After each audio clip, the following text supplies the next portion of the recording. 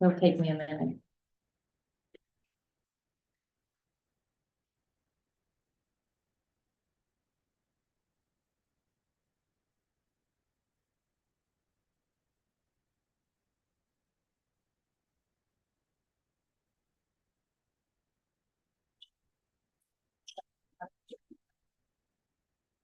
It's good to see you coming out of the school, out of the high school tonight, because I wouldn't have recognized Charlie. Oh, yeah, But I would not have, so the fact that you were with one another, it was like, okay, now I make the connection. this vaguely goth child, that's mine, yeah. Well, it's just a tad. Yeah, taller than me, cooler than me. I think we are. I'm just checking.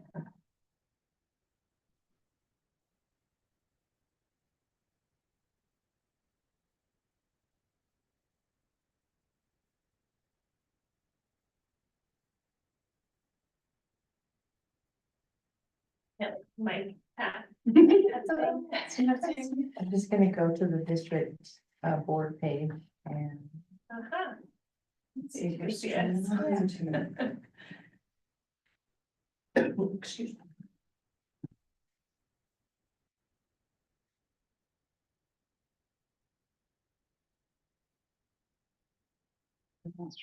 Just record the Zoom and post it on there. Looks like it's on. There you go. Yeah, see, I can see myself looking at my phone. Okay. That's not good then. All right, well, welcome to work session number 1. We had our information session just a month ago, so we don't have a lot of new information, but I thought we would share some about how this current year has gone, how we're anticipated to end, and then a little bit of forecast into 25, 26, just to get us prepared for when we come back for the actual meeting. We'll decide by the end if you all want to come back in April and meet again. If you feel like I don't have enough information for the actual official budget meeting in May, then we can come back in April. We can decide by the end of tonight. And I'm hoping we won't take too long. If I get bogged down in the slides, somebody just send it like with me or something. And I gave you all a printout so you can follow along if you'd like, just like normal. I have just the same slides as we've gone over multiple times, budget committee, who's on the, Excuse me. the budget preparation calendar. We've all seen this, we saw it last time. Budget committee responsibilities. Again, this isn't an official meeting, so no action will be taken, and which is good because I'm not sure we have a quorum.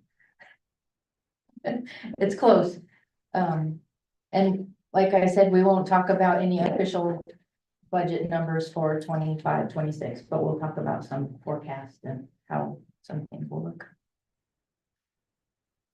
I've seen that slide, and then I'll send out the slide deck too, so it will have these links in it again, so you can all see those if you need to. Start off by talking again about our district vision and the priorities. Susan has mentioned that our pathway to graduation success factors may be changing. We're going to work on those, but the vision at the moment is still the same. Graduate every student and transition each of them into a job, training, or college. And that's our focus all year long. So anything else you want to add to it? Yeah, the pathway to graduation was a series of measures that were set up back when Melissa Goff was here. And it's kind of like there are some things we are still collecting and there are some things we're not. And so it's really about, I don't want us to collect data that we don't need. And I want us to do the relevant work. And so what we're doing right now as an admin group is starting down the process of what is the most important in that. And how do we continue to move forward? A good example of that is we've got 3rd grade reading at or above grade level. And typically that was predicated on state test results, which I'll talk a little bit more about later, but we're talking about saying, what about the growth data that we collect and use throughout the course of the school year to show not just the students that are there or not, but it actually shows, are there students that are making gain? And what kind of gain are they making? And so it's really bringing the relevancy into what matters and what gives us good stuff. So that's what we're looking at to be able to say it's time to update. And another look at our goals. Susan said one of them may be updated. These are what we had. Oh, the supporting effective communication throughout the district, that was really one of mine. But really those main four, those top four are, what we've settled on for district goals. And the communication was an agreement we had, with myself and the school board about making sure that there was more information that consistently went out to parents in the community and to our district staff to be able to make sure people were consistently in the know. Move on. We always like to see how we compare to our peers.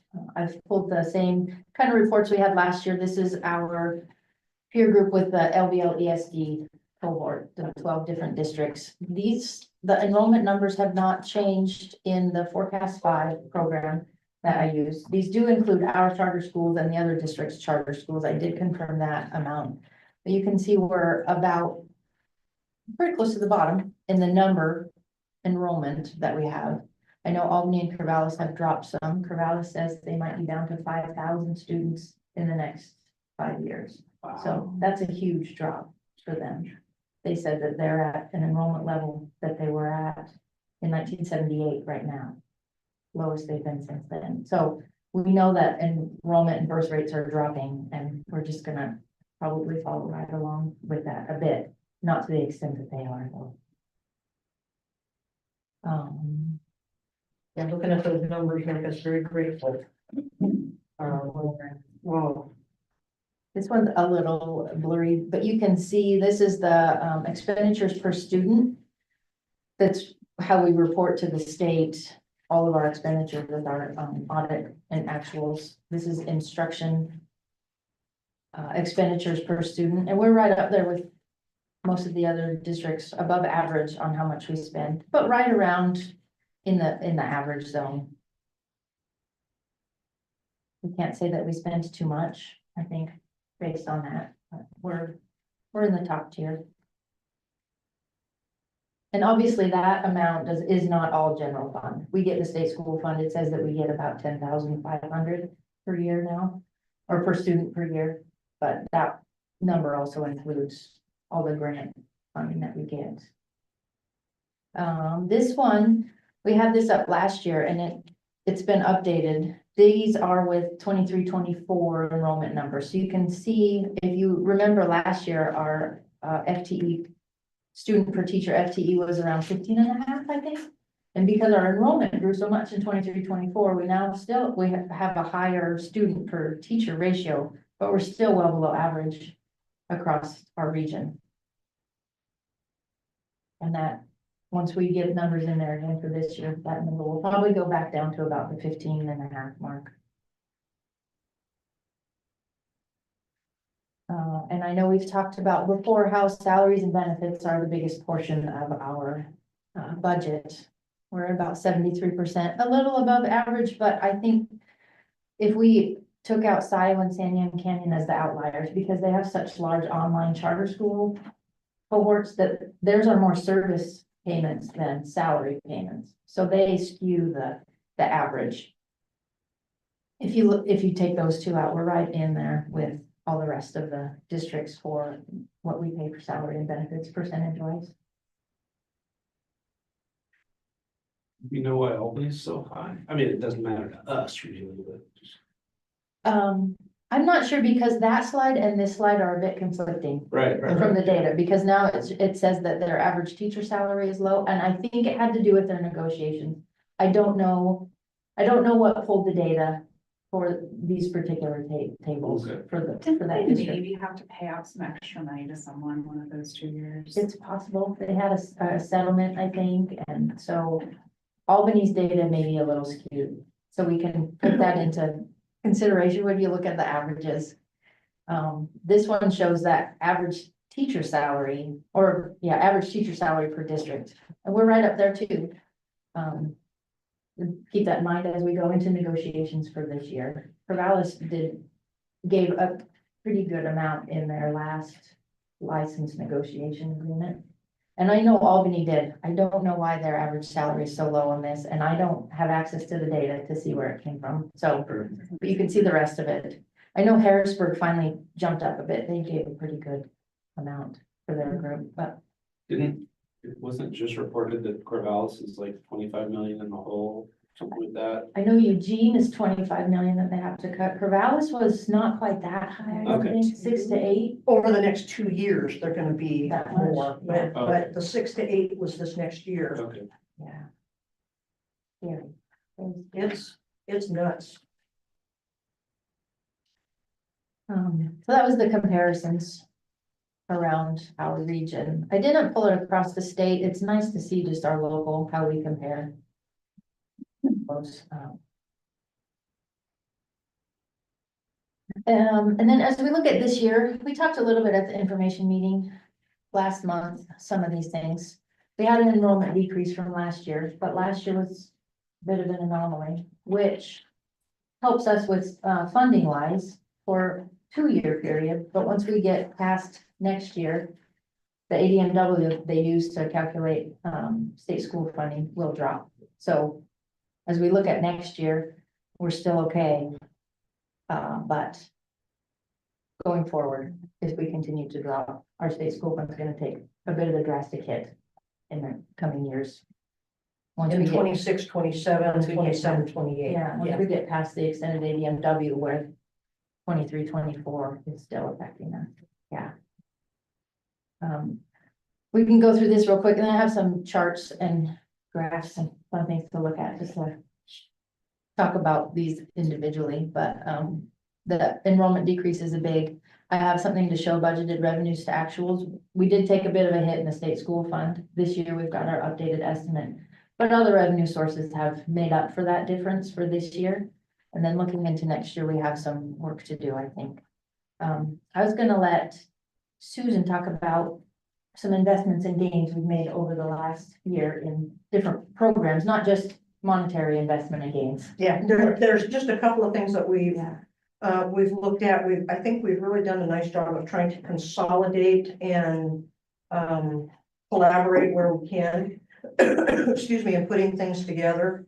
One of the things that we talked about, we did our state testing training with our staff last Friday. And one of the things that I started with was the information that comes out to say, Oregon kids are doing awful on the National Assessment of Educational Progress. And the other one that came out that I pulled from the Eugene Register Guard that said, Oregon students haven't bounced back since COVID, as witnessed by the state test scores. And the point really was, we got to look for the silver lining in the bullets, in where we're looking. And so the other piece of it that we put out there was, when we talk about graduation rates, our graduation rate, especially at Philomath High School, is really good. When we look at the Philomath Academy, it's less. We also have to remember in the year that we were looking at, we had 14 or 16 people earn GEDs, which doesn't take them out of community college. It doesn't take them out of those opportunities to be able to grow. And so even though it's not counted in a 4-year cohort graduation, so the percentage suffers according to what the state puts together, we need to take a look at what that really means for us in terms of where we are. And so it's about what can we look for that helps surround the picture a little bit. One of the other ones that we talked about is with the state testing is it's real different when you get, and we're not unique to other places around the state, high schools that have 30% of their students participating in state testing. Because there's an opt-out clause. And a number of people and a number of families are choosing to opt out, especially at the upper levels. And it was different when that used to be a criteria for graduation.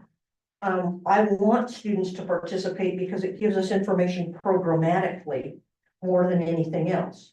But when we talk about, we've got, and I can't remember off the top of my head, we've got 30-some-odd% of our students who are meeting the standards in reading at the high school. When you only have 30% of your students participating, it's not a true measure of where you are. Now, but we go back to third grade. And there's a 92% participation rate, which gives us a little bit more agreement with the data.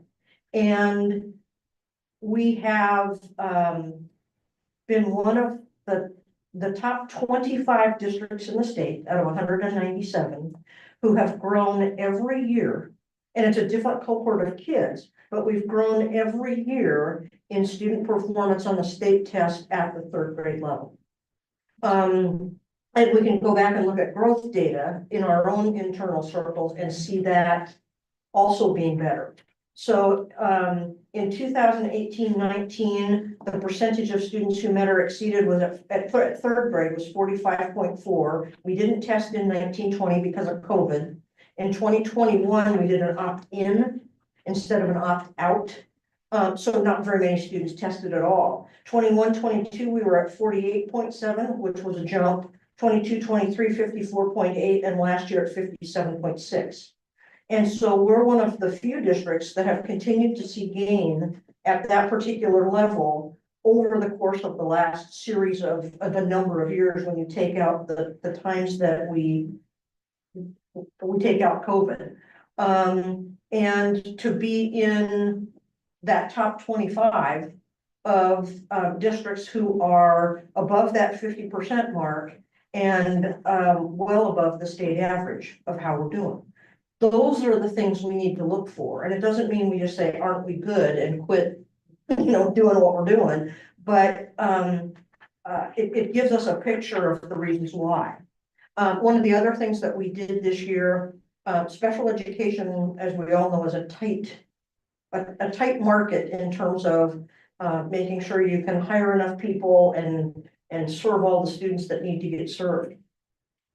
In our speech language pathology group, who work on communication and articulation issues with students, there are some members of that group that are saying, if I just, even if they're not identified for special ed, if I just could do this with them for 6 weeks, it would make all the difference in the world. So when we wrote our early literacy grant, which is state funded for early literacy, one of the things we put in there is the merits of oral language tradition being read to, and also being able to clearly articulate and have a conversation. So the oral tradition is very important to the success of students and their reading. So out of that funding, without shrinking the bandwidth of our speech language pathologists, we worked with the ESD to get a speech language pathology assistant that they are supervising to work with our K-1 students who are not special ed, to be able to meet with them in small groups, to be able to work on that. And the speech language pathologist at Clemens Primary School, Rachel Roberts, comes to me and she goes, oh, the gain that we're seeing and what's happening for kids. And so I've asked her to send me data to say kind of how do we know, other than you think it's great. But when I can hear that from a qualified speech language pathologist and from school administration, that we took a grant program in an area where it's hard to find staff people and said, how do we leverage to be able to do more and get us something we need and be able to make a difference for kids in that particular area. And so what we've been trying to do more of is thinking smarter in how we pair things together. So things that we talked the other day about, a different thing we're talking about when we put money into technology programs. We have a technology program that it does a couple of things. It will actually allow teachers to be able to monitor where students are on their Chromebooks at school. So do I have 16 tabs open? And I can get you out of your 16 tabs and get you back on track. The other thing it does that's especially nice at an elementary level, which we're starting to look at that, is I can choose the 3 locations I want students to be able to go, and I can push them out to the students on their Chromebooks. And so then kids you don't have to wait for the person to make sure that they can type in the right URL and get it sorted out. They're in and they can't go anywhere else than those 3 spots. And so we said, okay, we'll try it for a year and see what's gonna happen. The other piece of it then says, we also need to train our staff how to use it. Because if all we do is rely on saying, well, only 10% of our staff used it, let's just get rid of it. If we've not done our job to be able to train them how to use it and how to take advantage of what it has to offer and really see what the benefit is, shame on us. And so it's really been about how do we think bigger than just that one line of sight? And how do we start coordinating and pulling pieces together to be able to maximize something in the areas where we can? And I think that and Jennifer's prowess really, I think, puts us in a place where we're not losing millions of dollars. Because there's a lot of good thought and good planning that goes into making those kinds of good decisions. So there are good things happening, even in light of budget concerns. That I want our community, and I also want our staff to know. Don't let the media beat you down all the time. We've got some good things happening, and we've got people that really care about students. So they were just a couple of things that we kind of wanted to put out there. On the early literacy, it's been a minute since my kids have been in elementary school, but when they were in elementary school, I was like in one classroom one day of the week and one classroom. I was here pretty much as my kids were. Miss Halliday knows that. Miss Halliday knows that. But at that time, it was like in the early literacy, they were breaking the kids up into groups and having kids, like, when you go out, and the teacher would like send you out in the hall with a group of kids, and everybody would read out loud, or or somebody would or a kid would get pulled out with somebody to go read to them on the oral tradition, like reading out loud. My question is, and this is going to sound kind of ignorant of me, there was also that Start Making a Reader Today, the Smart Yeah. program. I guess my question is, are you guys, are we seeing, are there volunteers coming into the classrooms and listening to kids read? And I mean, because taking advantage of volunteers is like. We actually Huge. have more volunteers Good, than we can use right now for the SMART program. good, At good. Falmouth Elementary Okay. School. And so that went away for a while, but it's back. And then it changes to being able, they're still doing small groups, but there's a couple of differences in that for a dedicated half an hour each day, students are moving to different classrooms, or they might stay in their own, but they're being regrouped and everybody Yeah. moves at the same time. Yep, And so it's not about saying, oh, you gotta go out in the hall and do your reading. right. And the rest of Yeah. you get to stay here or Right. whatever. There's no stigma. I go Right. to the group that addresses what I need Right. in my particular skill level. Right. Yeah, and that's how it was. I just remember sitting out in the hall with Yeah. like maybe 4 or 5 kids, because there was no other place to go, but. Yeah, and that's where we've I- gotten a little bit more, technology helps. A little bit to be able to have better opportunities for small groups, but it's really been a good thing to be able to just move kids to Mhm. different classrooms. Yeah, that's what And- they were doing, definitely with Isaac. I don't remember that going on fully, but Yeah. definitely with Isaac, Yeah. it was. Anyway, I'm glad to hear that, because if that was something that had dropped off or wasn't happening anymore, I'd like to. I'm glad it's happening otherwise, Yeah, because And that's another one of those. A good thing is happening that isn't being publicized. Right, right. Yeah, because this year really SMART kind of took off again. It got some wings last year, but this year it's just kind of catapulted in a good way. Oregon Battle of the Books. Yeah. I mean, it's at all schools. The elementary school had their final contest early last week. They had 70 students from Falmouth Elementary School, grades 3 through 5, who participated in some level in Oregon Battle of the Books. That's a lot of kids. Yeah, I coached Isaac's team for Yep. a few years, super fun, Yeah, super fun. yeah, Yeah. it's pretty Well, cool. I'm glad to hear that. Like I said, it's been a minute since my kids were in elementary school. Lots of good. Well, Susan described some about the early literacy grant. We also have the major SIA and Measure 98 funds that we use towards literacy and high school success, and those are not going away, so we'll continue with those. We've used them to their fullest extent this year, I think. We just kicked off a meeting last night for strategic planning, the board with that, so we have that to look forward to going into the year, but that's another big thing that we're using some old data, moving it into the current time frame, talking about, we're gonna have some community outreach and have some new goals and plans for the district moving forward. Not that what we're doing is wrong, just want to make sure we have everything going in the right direction. Some of the technology investments we did this year, we put in a new phone system across the district, and our technology team did an awesome job. Replacing what we had, if we had purchased everything outright, was well over $100,000. And they bought the phones and did most of the servers and control systems internally and spent less than 30,000.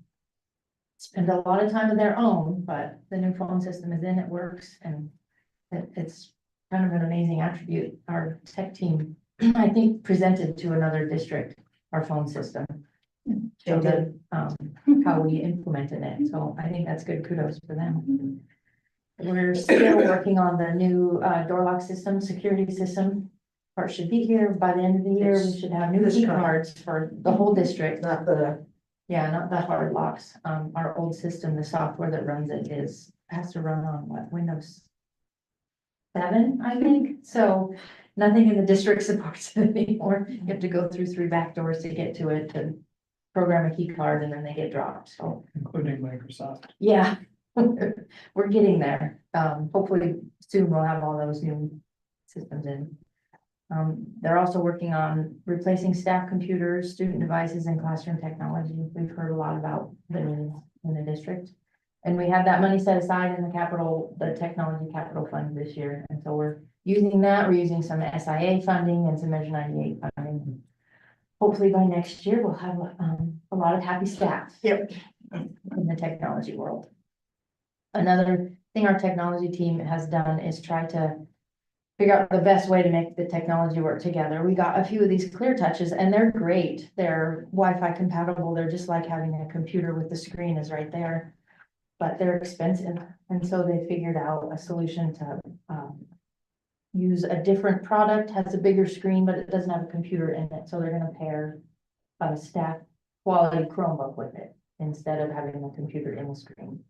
One more device, but the teacher needs a laptop anyway. So they're just being really creative on how this works. And then some facility improvements that happened this year. We finally got the CPS covered play area done in August. That was a long time coming, and it's all done. All the ESSER funds that we used for that was the final kick for using all the federal ESSER COVID money. And I think it's been great. That the primary school has very much enjoyed it. The facilities crew put together some parking lot maintenance. The elementary school had some pieces. They resealed the whole middle school parking lot and restriped it. It desperately needed, it was starting to crack, and before it failed, they did that. We looked into doing the high school parking lot, the gravel lot, repaving it, but it is a much bigger project than we have the funds to do. So we just did some maintenance on it this year and looking forward to it in the future. There's some other outside athletic facility upgrades. I don't know if you guys have ever been to the baseball grandstands, but to get up to the press box, you had to go up inside ladder and through a trap door. The fire marshal has never been a fan of that. So this year we did they're building right now and should be installed before the first home game, a metal staircase to go up the back. So it will be much safer. Then we replaced the ones on the back of the football stadium too. They did some additional siding that didn't get done in the last grandstand replacement. So those will be looking great. Do you know what year that was built with that ladder? The baseball, from what I understand, the baseball grandstands used to be the football grandstands. So and then they were moved over there. And I think when my dad went to school, those were the grandstands for the football field. So it's been a while. I would just be curious to know what year they thought that was a good idea. Yeah. There is a door that goes out the back, but it's more for ventilation than anything. And so that's It's a not, door that opens onto a roof. I was, yeah. there's never been, Yep. that's, Yep. yeah. Careful where you step. Yes.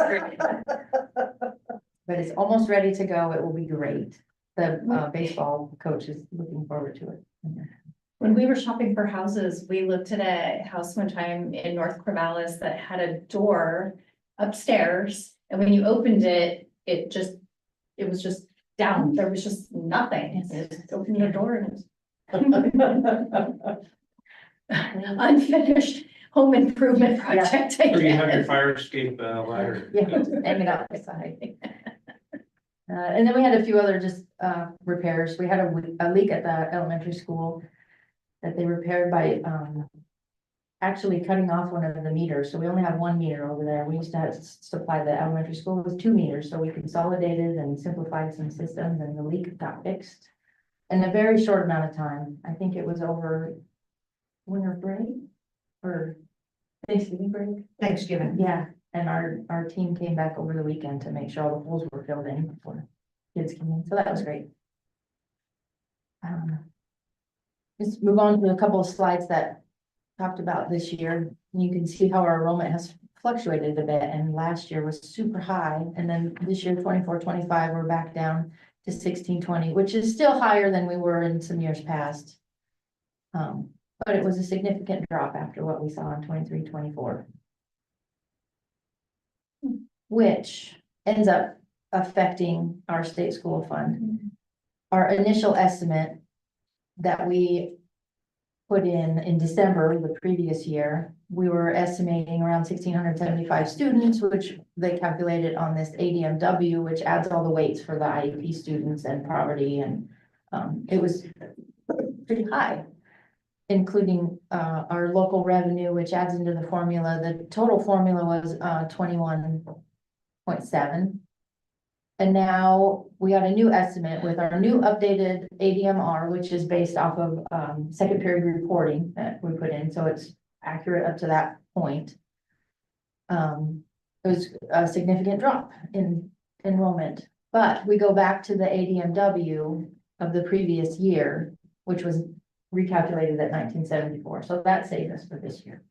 The recalculation for the state school fund total formula only went down to 21.5, so we didn't lose a huge amount because of that reduction.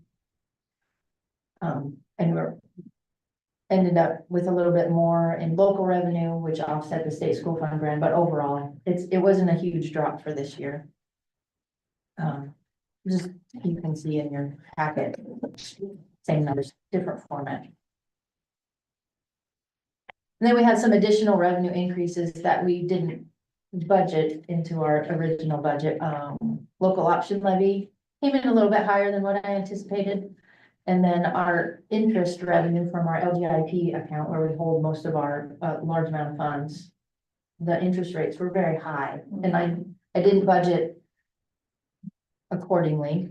I increased the budget last year for the interest revenue, but it's come in much higher than it was, so it's starting to go back down, so I won't anticipate quite as much for next year, but that did bring in more than we anticipated, so we will almost offset what we were losing in the state school fund, which is a good news for this year. And then we had those large grant resources. All of those allocations came in higher than what we anticipated or budgeted at to begin with. So this year, we're looking pretty good.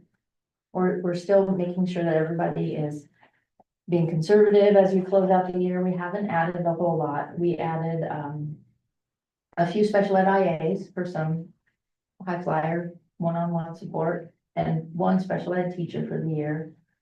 We hired the Florence Academy principal to take over that, do half PA principal and half district work.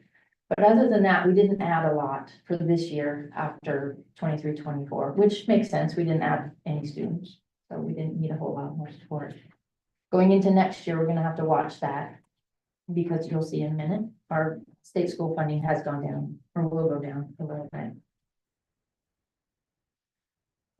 And this just kind of reiterates where we're at for the year. This is the appropriation report I give to the board that shows over here whether we're over or under budget anticipated for the rest of the year.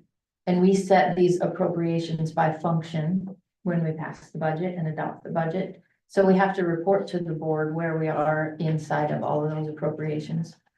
These are just three of the major funds. I didn't include the 300 funds and the 600 and the 700. They're all under appropriations as well. So as we go through this year, I'm anticipating our ending fund balance to be similar to what it was for 23-24, which was about 2.2 million, according to the audited actuals. I think as we end this year, it will be about the same, which is good. Going into next year, we may have to use a portion of that, which it will still keep us above the board required contingency amount of 4.5%. But we may need to dip into that a little bit to offset some of the increased costs. Susan talked about this this was just a comparison of our literacy proficiency ratings in our region. So elementary levels are looking great. So this is English language arts and mathematics.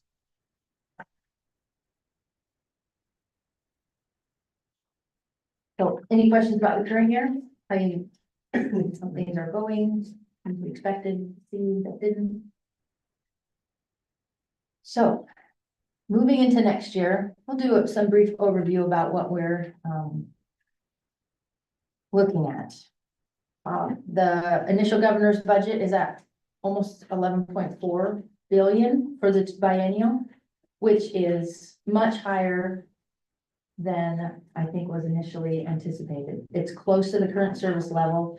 They're still talking, trying to increase it more for special ed funding and many other things, but there's so many competing initiatives around the state for all of the funding.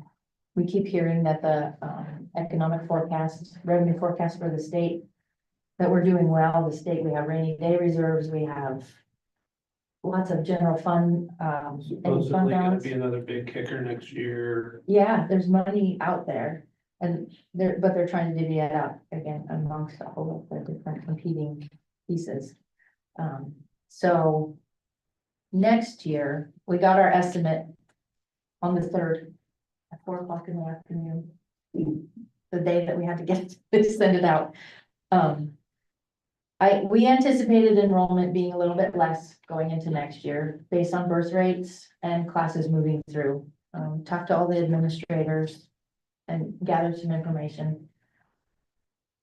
Because of that, our ADMR anticipating to be quite a bit lower. It's going to go back to the extended ADMW of this year at that rate, but that's a significant drop from extended ADMW from 23-24.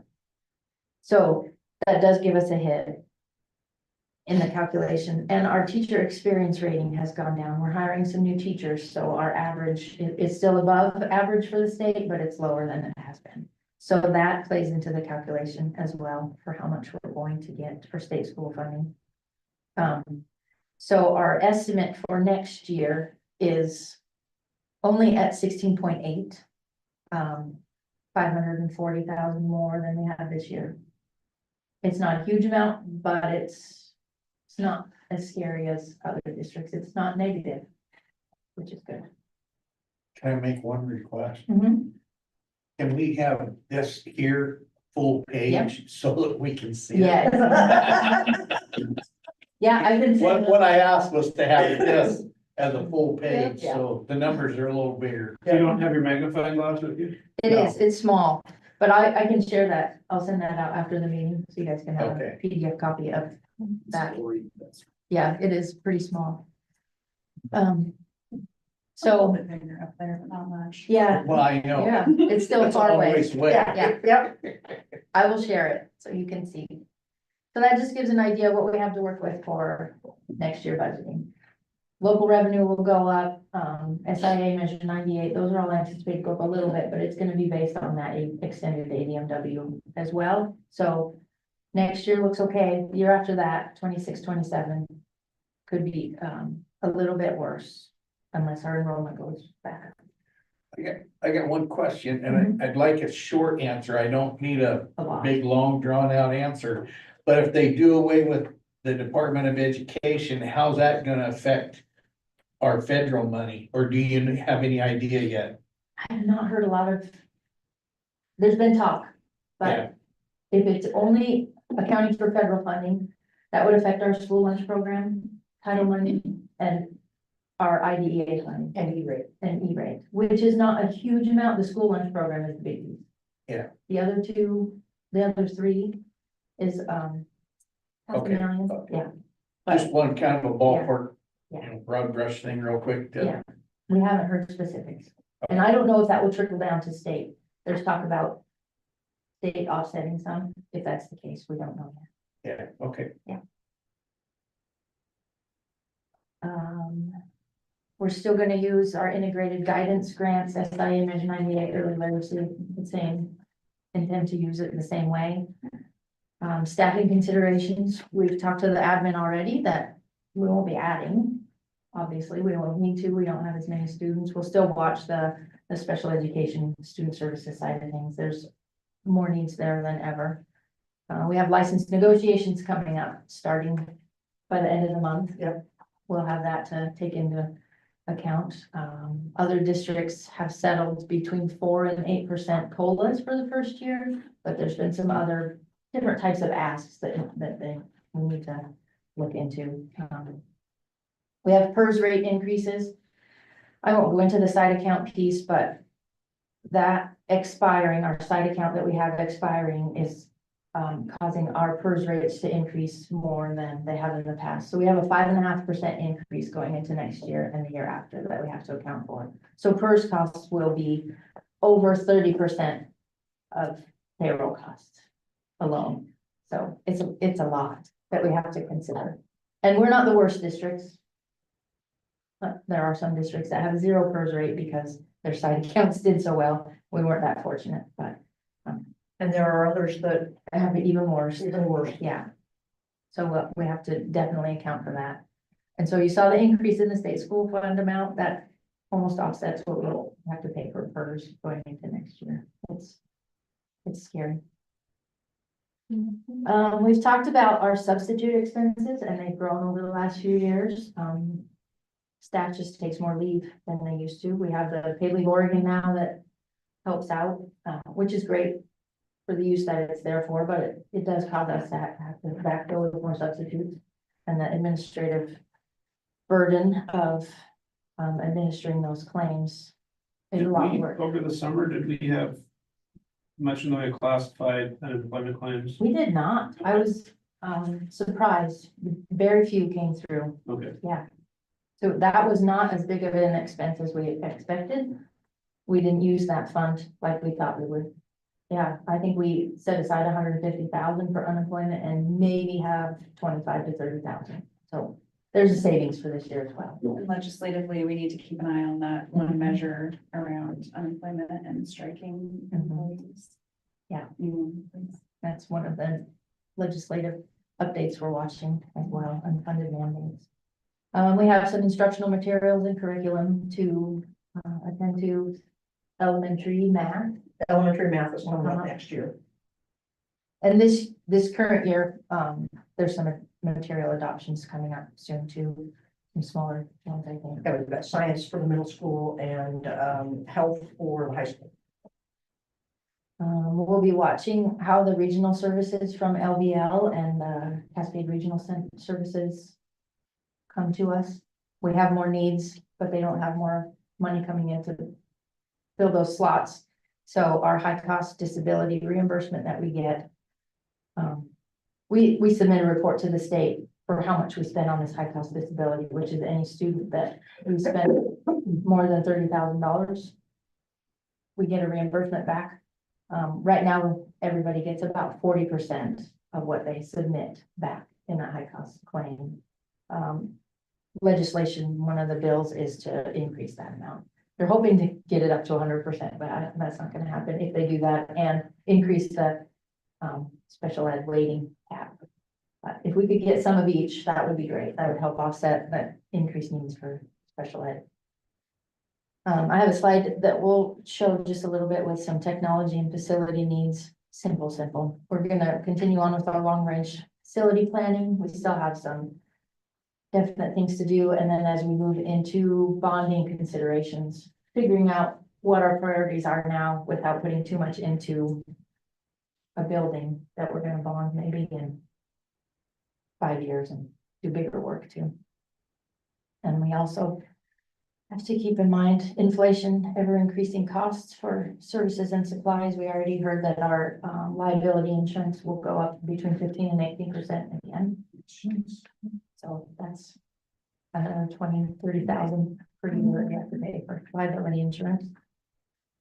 And then making sure we can, are we still gonna be able to fit in our non-K-12, the programs we don't get money for, the pool and the preschool, are the ever-present programs. Is preschool free? With Strengthening Rural Families, it is. And we have the preschool program at the high school. That one's not free, but it's very low cost. We were lucky this year in the preschool to get some state birth to 5 funds to support. That's what's allowed us to be able to continue to offer a set schedule for the whole year. Because we were able to get $75,000 to be able to help support that for this year. Next year, it's doubtful that we will have that. And so we're already entered into negotiations about, so what does that look like? And part of the conversation is Strengthening Rural Families has not wanted to charge. And I get that. And my tier is between, I believe in preschool, you know, it's kind of that back and forth. And so the conversations we're having right now is what sorts of grants can we co-write? What might be out there in terms of a sliding fee scale to charge? They actually 3 years ago doubled the number of students they served. So do we need to take a look at that? So I mean, there's a couple of things we're talking about to be able to say, let's plan now.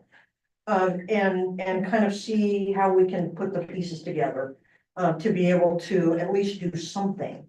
I know nationally, the Department of Ed whole thing is in flux. Does Head Start even exist anymore? Yeah. Okay, But that's a federally funded. I know, that's Yeah. what I'm saying. Is considered students in the school district, No, or is that outside of that it's number? outside. Outside. So we don't get state school funding for it. Yeah. Yeah, if we got state school funding for it, it would be a no-brainer. I mean, it would. Has that ever come up with the legislature? Oh, it's come up numerous times, but it never passes that threshold to be able to get anywhere because of what was or what has been a history of strong federal Head Start funds and all kinds of things like that. But now we're looking at them getting cuts as well. Because if you want our students to do better, that is the best place. Absolutely, Period. it is. It means so much, and that's where it's hard to be able to say, but you know, if we put a certain amount of money into preschool and have to cut a couple of teachers out of our, or a couple of IAs out of our system to serve our K-12 students for whom we get funding, there's a big rub. Sure. So, you know, it's how do you finesse that and make that work? So I'm glad we're in the conversations now to be able to try and get us at least through something in some way, shape or form. There is a Head Start in this area. In Corvallis, I think there still exists one. That's the term I've heard a long time. I think it's all right. Is it still out on Peoria Road? I know it was for a while.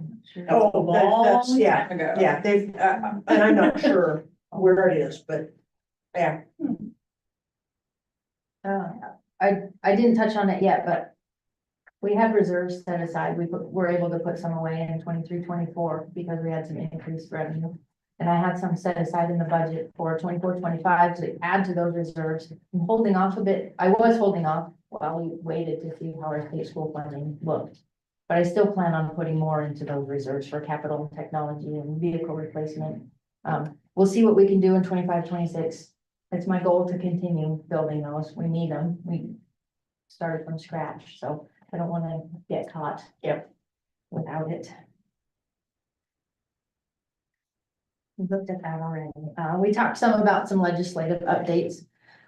I think one of the big pieces that goes through the minds of legislators is statewide enrollment is still down 30,000 since before COVID. And it's the state school fund estimates. It continues to drop. Over the 2-year period that we're talking about now, it's dropped another 4,000 students from what they're estimating and what they're basing our state school funding at.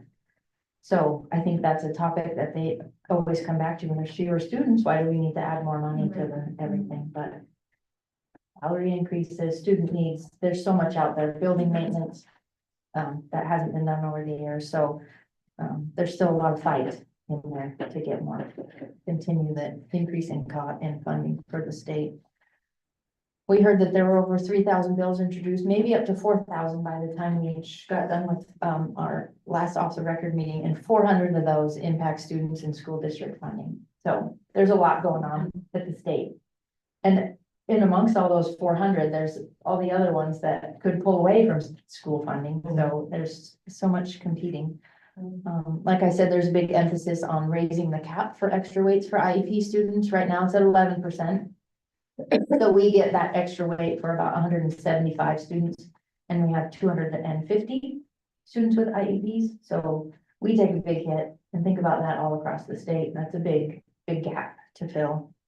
And then I already talked about the high cost disability funding. And you see there's some other efforts that they're trying to get more funding for. Early intervention, we were talking about preschool, but also the early intervention services, summer learning. The summer learning grant last year was minimal, only about 30 districts, I think. yeah, there are very few Received it. districts. And they're trying to fully fund that, so everybody in the state could get some summer money. We do use our Measure 98 and some SIA funding and early literacy to support those, because it's important to get those younger ones especially ready to go. And some other things that the legislator looking at are mental health needs and workforce support, grow your own programs. There's a lot going out there. And of course, the unknowns, federal funding, that's up in the air. Nobody knows where that's gonna end up. Executive orders that come to be that we know aren't law, but still they take effect and affect daily lives. And then the unfunded mandates, things like unemployment, if that's gonna change. So things we need to consider as we try to build a budget. Just another pretty graph. This is the same information, but in a different form. Just a few more things. This is what we are looking for going into the future for technology needs. This is very simple slides. End of my presentation, sorry. So we've been talking about classroom technology, the interactive screens and the projectors that need to be replaced. We're trying to do that district-wide. Staff computers, student devices, the one-to-one Chromebooks that we give out to the students, they get used well and have to be replaced. We have starting a rotation plan to build that in the annual budget, the security system, door locks, and networking. Our technology team has done a great job of increasing Wi-Fi connectivity around the district, but I think it's an ongoing issue. And then the security behind it, Sure. just is ongoing. Back to the student devices. When they leave high school, when did we give them those Chromebooks to start with when they leave high school? How many years previous? They started that when it was while he was in 8th grade, is what I remember. So he got to do his, but he's a junior now. So it's been 3 years. But they collect them every year. So those students are keeping them all through high school. They collect them in the summer and give them back out. So I don't know, did the seniors take them with them? No, I'm not sure. I don't know that for I sure. think they have to turn them in, don't they? We turn them in every year. I'm not sure that they're actually, they talked about doing that, but I don't. think Well, I was gonna say, that was the last I remember, Yeah. that, you know, they were gonna be outdated. Well, So it Chromebooks was tend to have a life Yeah, of with- maybe with 4 or it- 5 years. You know, if there was no more updates, we're not gonna do anything with them, so we might just as well let students take them, but I don't know how that. I think panned that out. Google licensing has it been extended, so they can use them a little bit longer now, Okay. as long as they're Well, still they don't fall functioning. apart. Yeah, I owe the school money for a Chromebook because I know it's on Isaac's account because he was waiting for Lily to come out of school one day. And he was sitting in the back of her truck on his Chromebook, and when she came out, he put the Chromebook on the toolbox in the back of her truck. And forgot about it. And that Chromebook, I just have to laugh. I think it's kind of funny. He left it up there and they were driving home and somewhere in the middle of town, it fell off the back of the truck and got run over by a car. Oh, no. And so anyway, Isaac he had to get a new Chromebook and I owe the school money for it. I thought it was kind of, you guys may not, it's a waste of taxpayer money, but I'm gonna reimburse the taxpayers from it. I thought it was funny. and our technology group is working on, getting the staff computers to be more robust Chromebooks. They're not quite the small size that the students get, just because everything we do is Google. And it should, You Should would be amazed how well that Chromebook held up to getting run over. yeah, You could they can be hardly sturdy. tell. Yeah. You could hardly tell.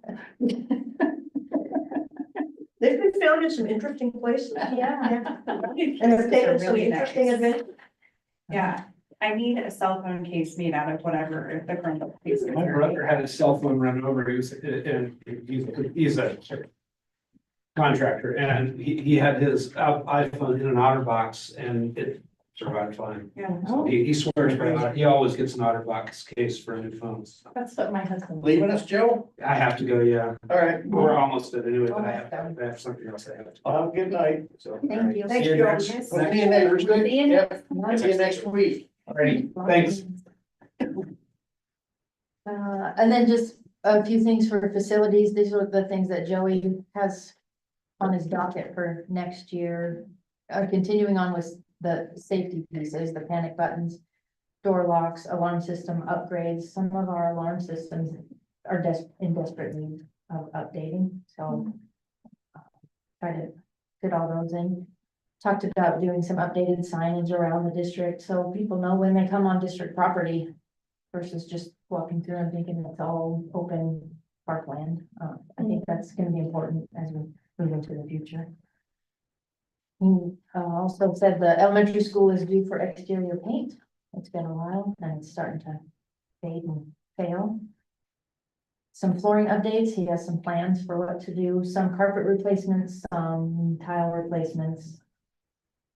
And the ever-present long-range planning that we need to do, which considering space and facility future needs and working that into what we're gonna do with our bond.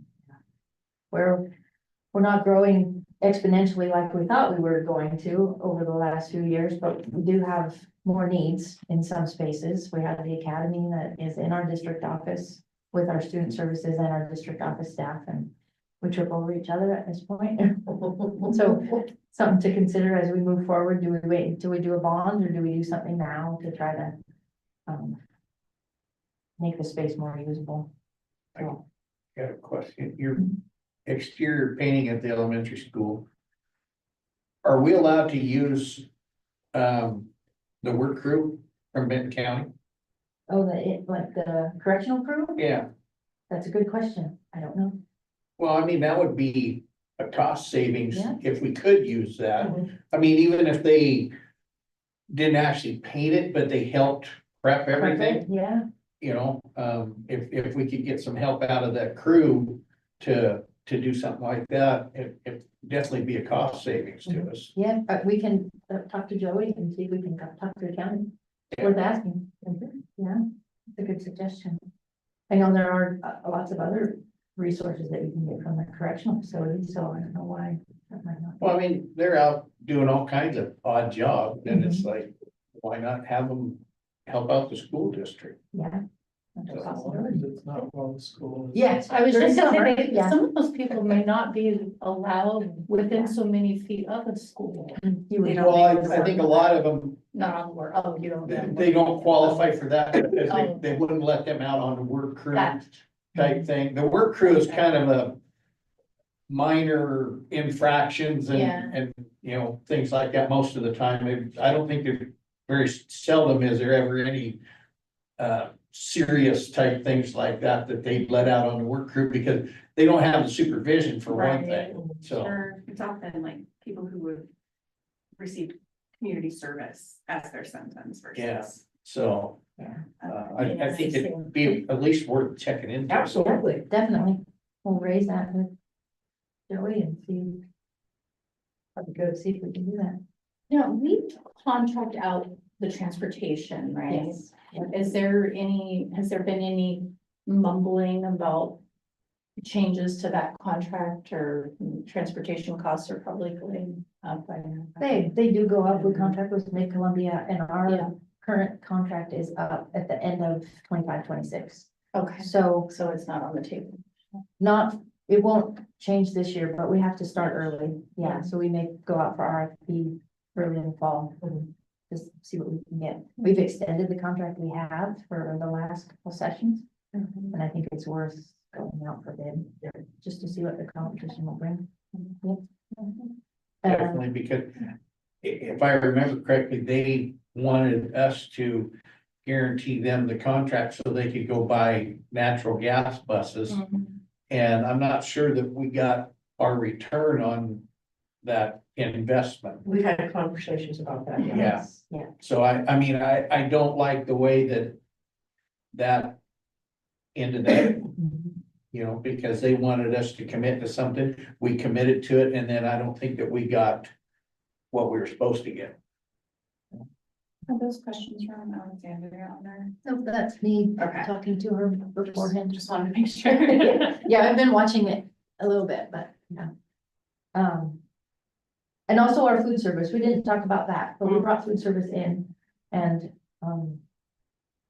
it's going okay. It's changed each year, you know, we brought it in the first year from Corvallis after they did the full service product. And then we brought it in and have our own employees, but we still order all the food and from Corvallis sets the menus. And now we've gone to All Kids Eat Free, and so it's grown in each year. And so looking towards next year, we're still gonna be All Kids Eat Free. And we're We hope. working, yeah, it should be, as Yeah. long as federal funding stays active.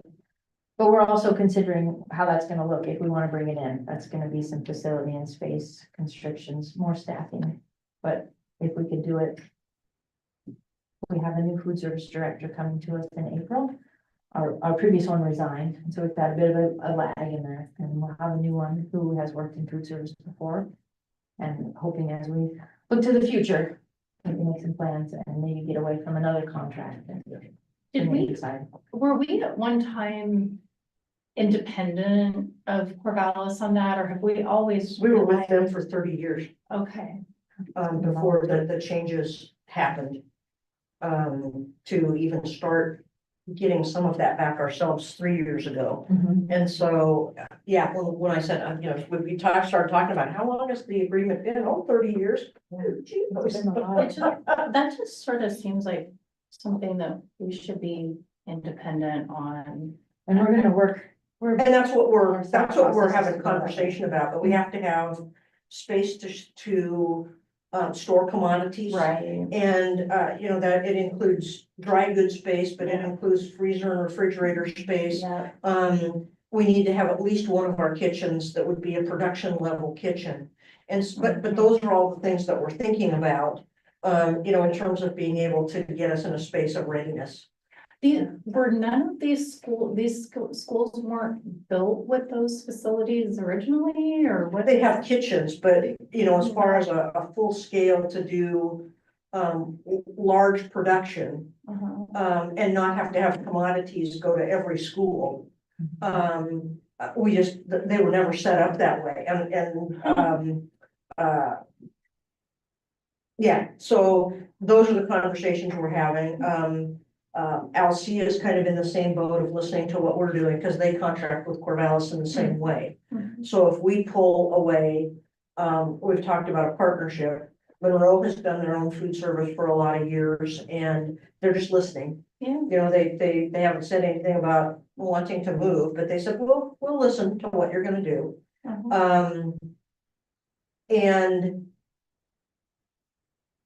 that would give us some good partnership. The other thing that we look at is, I know Alcia has looked at it, and we can too, is what does it mean for us to be able to look at getting, trying to leverage some state funding as being a place where people, when the tsunami hits, are gonna come in ground.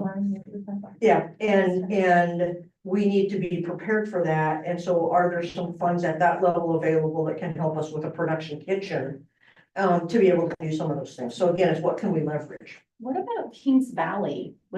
How would they? They do their They do own. their Oh, own, they do their own. they do their own. Okay, They kind of grow their own stuff too, so that's. okay, yeah. Actually, that's a good idea. It would be nice to be able If we to. had food, production, a kitchen. We would like to do more, Yeah, like the greenhouses. Yeah. and Yeah. Grows, it doesn't have to be huge scale, but even if they could grow things that contributed to the school in the area. As to our hands-on Self-sufficiency. learning and our gotten classes, and yeah, it's. I think it's self-sufficiency in and of itself is a theme that you could start at the top and like, what can we do to be self-sufficient and teach our kids to be self-sufficient?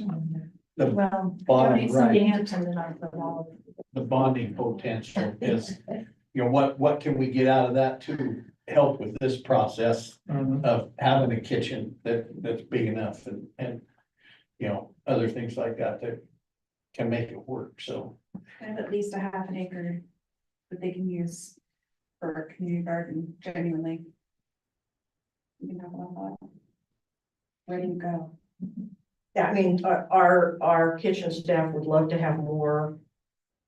Fresh and ready produce, and to be able to have a little bit more latitude, to. You know, get back to some of the homegrown, taste good, feel good.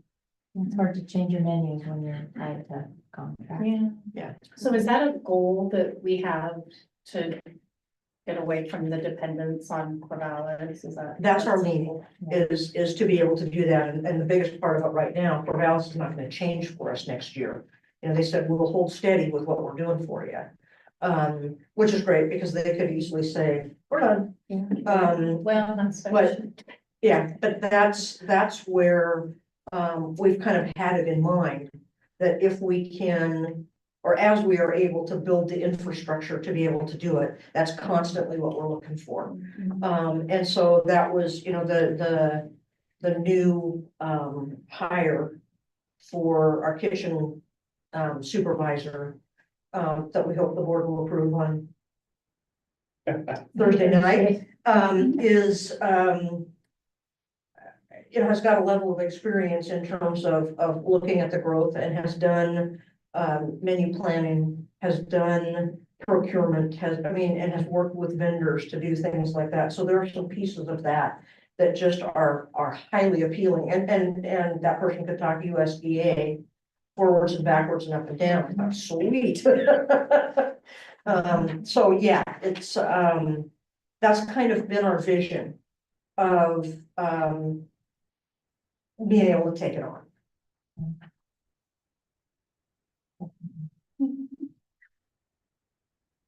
And I'm learning more about food. Jennifer and I are learning more about food service than we ever probably did. It's a big job to feed people. It is. It is a big job, and it's expensive, and There's a lot of regulations that you didn't think about.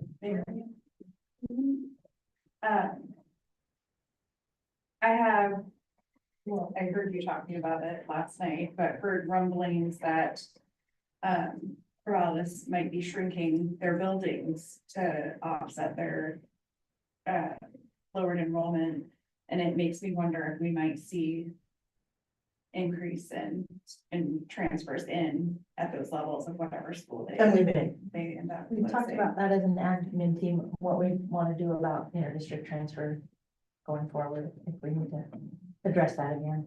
Yeah, we'll have numbers that will come forward next Thursday to get us started for the 25-26 years. So those people that start looking in April to be able to make their changes, that we'll be able to have it out there to get things started. And so we'll have our quotas out, and we can, the policy says the board can make a change at any point in time in any meeting. So we could cut it back, we could extend it. There's lots of different possibilities.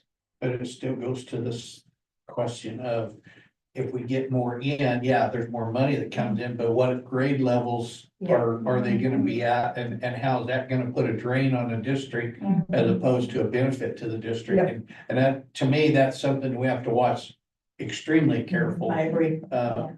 with that, so. Yep, I'm with you. Yeah.